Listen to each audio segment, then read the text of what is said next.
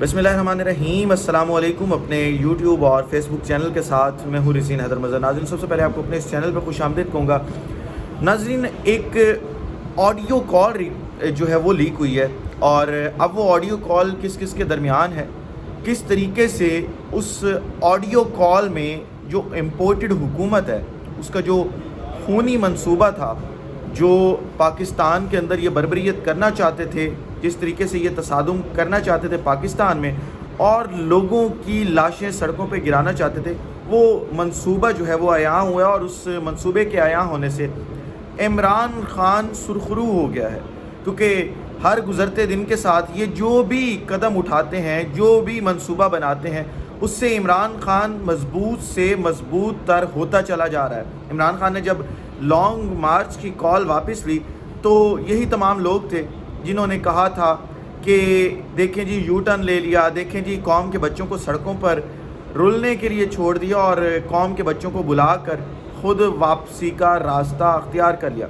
लेकिन इमरान खान का उस वक्त का जो फ़ैसला था इन तमाम चीज़ों के सामने आने के बाद अब दुरुस्त साबित होता हुआ नज़र आ रहा है। साथ ही साथ दूसरी अहम खबर शेख रशीद और इमरान खान की लड़ाई के हवाले से है। जो शेख रशीद और इमरान खान के दरमियान इस वक्त मामलात जो है वो सर्द मोहरी का शिकार हैं, उस के अंदर जो है वो तनाव है और आपस में बहुत ज़्यादा शिद्दत अख्तियार कर चुके हैं। और अब जो है पूरे का पूरा जो एक कच्चा चट्टा है वो सामने आ गया, बिल्ली थैले से बाहर इस पूरे मैटर के अंदर आ चुकी है।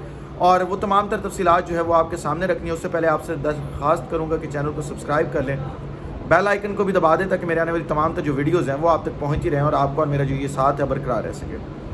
नाज़रीन, ऑडियो कॉल, अब ज़रा आप ये ऑडियो कॉल सुने और उसके बाद इसके ऊपर हम डिस्कशन कर लेते हैं। आपको करना है और आप करेंगे, और अभी ये फिर निकलेंगे एक दो दिन में, और वो जिस तरह की हरकतें कर रहे हैं, जिस तरह वो कह रहा था कल अब मालिक को कि मेरे लोग भी पिस्टल दे के आए थे, तो इस चीज का आपने फायदा कैसे उठाना है ये पुलिस जानती है। हमने तो आपको हर चीज लिख कर ये बतानी तो नहीं है ना। आप ऑफिसर किस चीज के हो कि आप लोगों को पता ही नहीं है। अगर आप 2-3 लाशें उधर लाहौर में शुरू में ही गिरा देते और इन्हीं पे डाल देते कि इन्हीं के लोगों ने या आम अवाम ने निकल कर इनको मारा है, तो ये लोग पहुंच सकते थे, इस तादाद में नहीं निकल सकते थे।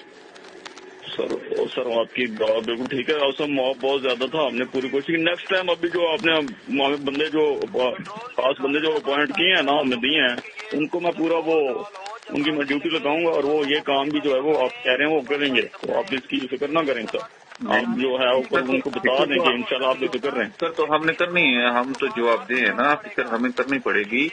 जो राणा साहब जो मिनिस्टर साहब ने आपको लोग दिए हैं, जो स्पेशल टीम है उनकी, उनको पॉइंट करें, 2-4-5 लाशें गिरती हैं गिरा दें, कोई मसला नहीं है।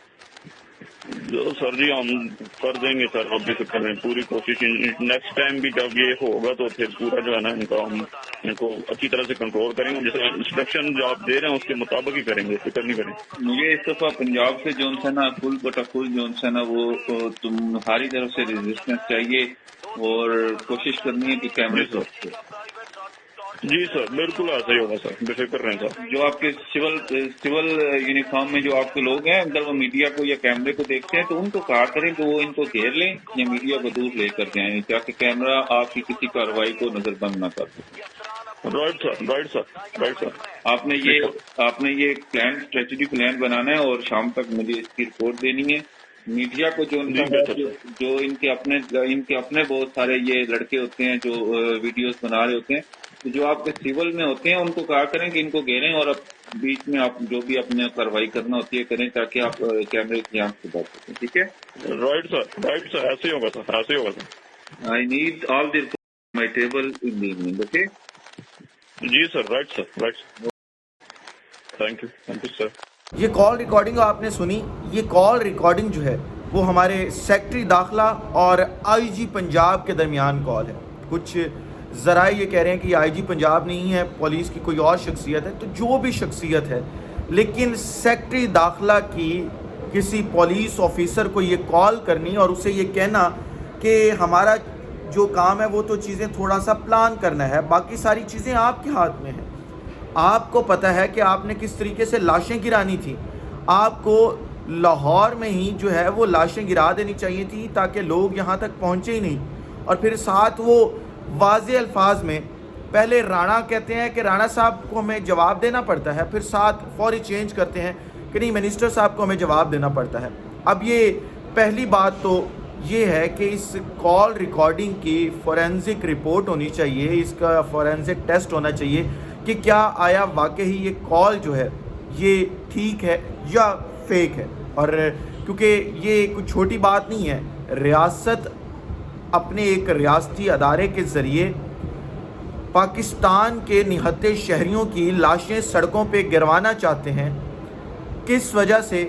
کہ وہ اپنا آئینی حق مانگتے ہیں اور اپنے جو ان کا آئینی حق ہے اس کے اندر رہتے ہوئے پیسفل اور لافل اسمبلی کے تحت جو ہے وہ احتجاج کرنا چاہتے ہیں. کہاں جا کے؟ اسلام آباد میں. اور کس کے خلاف؟ امپورٹڈ حکومت کے خلاف. اور امپورٹڈ حکومت اب اپنے ہی شہریوں سے اپنے ریاستی اداروں کو اپنا کارندہ بناتے ہوئے ان سے ان کے تمام اختیارات چھینے گی, ان سے ان کا جو بنیادی حق ہے, فنڈامنٹل رائٹ ہے, جو انہیں آئین پاکستان بھی دیتا ہے اور جتنے بھی انٹرنیشنل لاز ہیں وہ بھی دیتے ہیں, یہ اب آئینی حق چھیننا چاہتے ہیں. اور اس کی ریکارڈنگ ہونی, جو یہ ریکارڈنگ ہے اس کی فورینزک کی اگر رپورٹ آتی ہے تو میں یہ سمجھتا ہوں کہ رانا ثناء اللہ سے لے کے یہ سیکٹری داخلہ اور یہ جتنے بھی پولیس کے اہلکار اس کے اندر شامل تھے ان تمام کے اوپر مقدمات ہونے چاہیے اور اس کے اوپر ان کو کڑی سے کڑی سزا دینی چاہیے. یہ کوئی چھوٹی بات نہیں ہے. اور پھر اسی چیز کو بنیاد بنا کے جب عمران خان کو اس کا پورے منصوبے کا پتہ چل گیا کہ یہ منصوبہ ہے کیا, تو پھر انہوں نے کہا کہ جی عمران خان یو ٹرن لے رہا ہے. پھر انہوں نے کہا جی کہ عمران خان دیکھیں کیا کر رہا ہے, عمران خان بچے جو قوم کے ہیں ان کو سڑکوں پہ لا رہا ہے. بچے جو ہیں قوم کے وہ سڑکوں پہ اپنے حق کے لیے نکلے ہیں, عمران خان کے لیے بالکل نہیں نکلے. میں یقین مانے آپ کو, میں آپ کو گارنٹی سے یہ بات کر رہا ہوں کہ جتنے بھی لوگ لانگ مارچ کے لیے نکلے تھے یا نکلیں گے, کیونکہ جو آنے والا لانگ مارچ آپ اس کال ریکارڈنگ میں سن رہے ہیں اس کے اندر واضح کہا گیا ہے, پالیسی دی گئی ہے کہ آپ نے کس طریقے سے ان کو ٹیکل کرنا ہے, آپ نے کس طریقے سے اپنی چیزیں لے کے چلنی ہیں اور کس طریقے سے پھر آپ نے تشدد کرنا ہے. اپنے جو آپ کے سول کپڑوں میں لوگ ہیں ان کو ارد گرد لگانا ہے تاکہ ویڈیوز نہ بن سکیں. یہ تمام چیزیں یہ اب میں سمجھتا ہوں کہ سوشل میڈیا اور جو ہمارے یوٹیوبرز ہیں اور سوشل میڈیا ایکٹیوسٹ ہیں ان کو ان تمام چیزوں کے اوپر بھی جو ہے وہ نظر رکھنی ہوگی. دوسری اہم خبر جو آپ کے ساتھ شیئر کرنی تھی وہ یہ ہے کہ شیخ رشید اور عمران خان کے معاملات جو ہیں آپس میں وہ شدت اختیار کر گئے. ان کی لڑائی شروع کہاں سے ہوئی اور کس طریقے سے شدت اختیار کر گئی, یہ تمام تر تفصیلات جو ہے وہ آپ کے سامنے رکھنے جا رہا ہوں. شیخ رشید وہ بندہ ہے جس نے ایک بڑا لمبا عرصہ عمران خان اور عمران خان کی جماعت کے ساتھ گزارا اور بہت زیادہ جو ہے وہ بینیفٹس بھی حاصل کیا. ایک سنگل پرسن کی پارٹی آپ یہ دیکھیں اور اس نے وفاق کے اندر وہ وزارت انجوائے کی جو میں یہ سمجھتا ہوں کہ جو بڑی جماعتوں کے سربراہان ہوتے ہیں جن کے 20-20 25-25 MNAs ہوتے ہیں وہ وزارتیں جو ہے وہ انجوائے کرتے ہیں. اب اس شخص نے عمران خان کو کس طریقے سے لانگ مارچ میں اکیلا چھوڑا جو بڑی بڑی باتیں کرتا تھا اور کس طریقے سے ریاست کو جواز پیش کیا کہ وہ یہ تمام چیزیں کرے, کنٹینرز لگائے, آنسو گیس کے شیل پھینکے, اس کے بعد ربڑ کی گولیاں چلائے. ان تمام چیزوں کا جواز تو دراصل جو ہے وہ شیخ رشید صاحب نے ریاستی اداروں کو دیا یا ریاست کو دیا یا وزارت داخلہ کو دیا.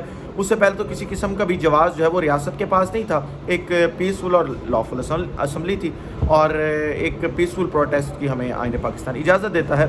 شیخ رشید کا وہ بیان اٹھا کے دیکھیں جس میں اس نے کہا کہ یہ خونی مارچ ہوگا, یہ لانگ مارچ نہیں خونی مارچ ہوگا. اور اس خونی مارچ کے بیان کے اوپر آپ نے دیکھا کہ اس کے بعد پورا پروپیگنڈا ہوا, اس کے بعد پوری چیزیں جو ہے وہ ڈیزائن کی گئیں. اب آپ ذرا یہ دیکھیں کہ وہ شخص جو خونی مارچ کی دھمکیاں دیتا تھا لانگ مارچ کے دن اپنے گھر سے نہیں نکلا.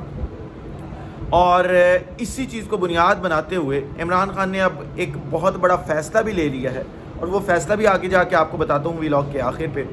اب آپ یہ دیکھیں کہ راولپنڈی اور اسلام آباد کے گیم تھی اصل میں, کیونکہ باقی پورا ملک جو ہے وہ انہوں نے پیک کیا تھا, کنٹینرز لگائے تھے, لوگوں کو آنے نہیں دے رہے تھے, گرفتاریاں ہو چکی تھی. اب پنڈی اور اسلام آباد کے لوگوں نے گھروں سے نکلنا تھا. اسلام آباد کے جو لوگ جو ہیں وہ گھروں سے نکلے اور آپ نے دیکھا کہ بہت بڑی تعداد میں لوگ نکلے. لیکن پنڈی کے لوگوں کو نکالنے کی ذمہ داری کس کی آتی تھی؟ جو وہاں پہ الیکٹیبلز ہیں, جو وہاں پہ PTI کے MNAs یا MPs ہیں. اب پی ٹی آئی کا تو وہاں پہ ایم این اے نہیں تھا, شیخ رشید صاحب تھے, اور دوسرے حلقے کے اندر ان کا شیخ راشد شفیق جو ہے ان کا بھتیجا وہ الیکشن کانٹیسٹ کرتا ہے, اور دونوں کے مقابلے میں پی ٹی آئی کے کوئی امیدوار بھی نہیں آتا.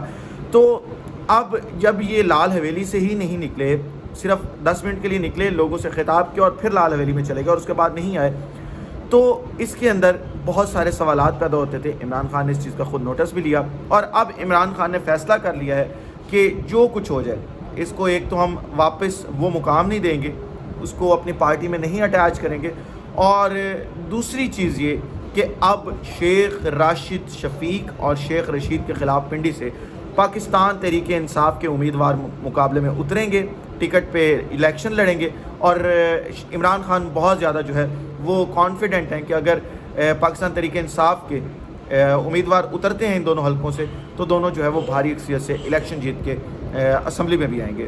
اس ولاگ سے اتنا ہی, اگلے ولاگ میں دوبارہ ملاقات ہوتی ہے. مجھے اجازت دیجیے, اپنا خیال رکھیے, اپنے ارد گرد کے لوگوں کا خیال رکھیے, وطن عزیز پاکستان کا خیال رکھیے. اللہ پاکستان کا حامی و ناصر ہو. پاکستان زندہ باد.